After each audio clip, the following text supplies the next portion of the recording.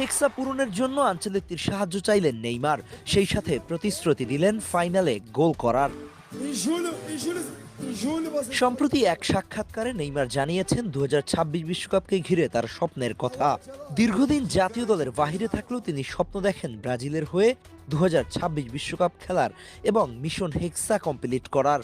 Neymar বলেন, আসছে বিশ্বকাপে আমরা আমাদের সর্বস্ব উৎসর্গ করে ব্রাজিলকে ষষ্ঠ শিরোপা এনে দেওয়ার যথাসাধ্য চেষ্টা করব। আপনি আমাকে জবাবদিহি করতে পারেন আনচেলত্তি, কিন্তু এই লক্ষ্য আমাদের সাহায্য করুন। এছাড়া নেইমার প্রতিশ্রুতি দেন, যদি ব্রাজিল বিশ্বকাপের ফাইনালে ওঠে তাহলে সে একটি গোল করবে। ব্রাজিল ফুটবল প্রেমীদের জন্য 2002 সালের পর থেকে প্রতিটি বিশ্বকাপ যেন এক নতুন আশা আর এক নতুন পরীক্ষা হয়ে উঠেছে। সেই বছরটা শেষবার তারা বিশ্বকাপ জিতেছিল। তারপর থেকে যতবারই বিশ্বকাপ হয়েছে প্রত্যেকবারই তারা স্বপ্ন দেখেছে মিশন হেক্সা বা ষষ্ঠ জয়ের।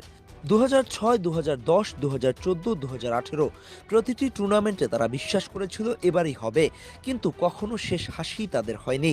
বিশেষ করে 2014 সালে নিজেদের মাঠে জার্মানির কাছে 7-1 গোলের পরাজয়, সেটা শুধু ম্যাচ হার ছিল না, পুরো দেশের হৃদয়ে এক গভীর আঘাত ছিল।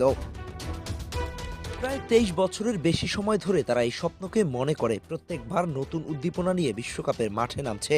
এবার প্রত্যাশার চাহিদা আরও বেশি, কারণ ব্রাজিলের সম্প্রতি আলোড়ন তুলেছে কোচ কার্লো আনচেলত্তি। তিনি একজন জাদুকর, খেলোয়াড়দের যোগ্যতা অনুযায়ী সঠিক জায়গায় বসিয়ে তাদের আত্মবিশ্বাস জাগিয়ে দিতে পারে। তবে আনচেলত্তির দলে এখন পর্যন্ত জায়গা হয়নি ব্রাজিলের সবচেয়ে বড় স্টার খেলোয়াড় নেইমারের। এজন্য ইনজুরি ফিটনেস সমস্যার সাথে লড়াই করে নেইমার প্রচেষ্টা চালিয়ে যাচ্ছেন দলে ফেরার। রোনালদো, নাজারিও, রিভালদো, মার্সেলের মতো ব্রাজিলিয়ান লিজেন্ড ছাড়াও ব্রাজিলের প্রাক্তন কোচেরাও মনে করেন ব্রাজিলের মিশন হেক্সা পূরণ করার জন্য দলে নেইমারকে রাখা দরকার।